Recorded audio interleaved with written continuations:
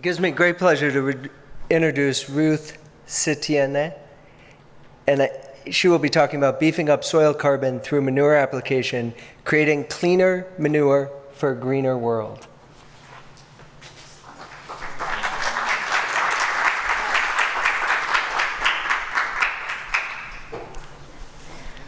Canadian farmers have been using land-applied manure for centuries.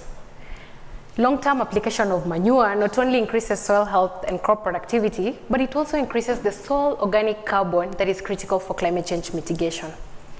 Here is the good news.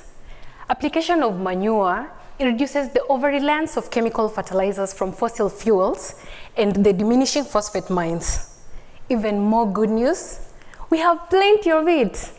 Canadian livestock produces over 146 million tons of manure annually. However, here's the bad news.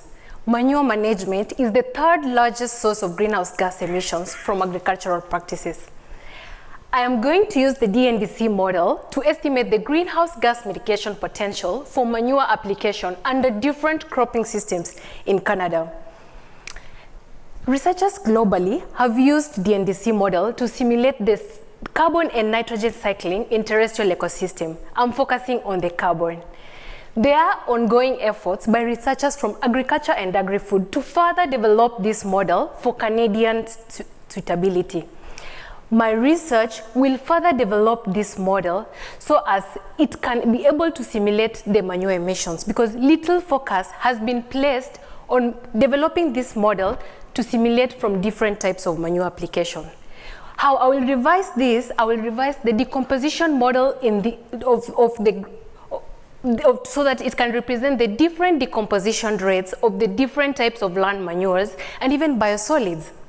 I will be working closely with researchers from agriculture and agri-food to use the historical data sets from field trials across 3 provinces, that is Quebec, Ontario, and Nova Scotia.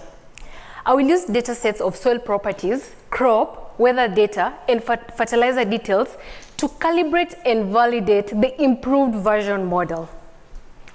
After model verification, we will be able to further improve the trends of greenhouse gas emissions, particularly the carbon dioxide.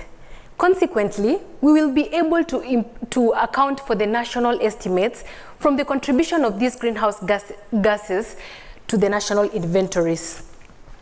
Further to this, we will be able to simulate the best management practices that can integrate crop, livestock, and manure. And with that, we can optimize nutrient cycling within and between farms.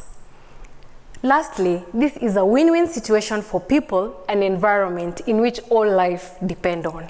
Thank you.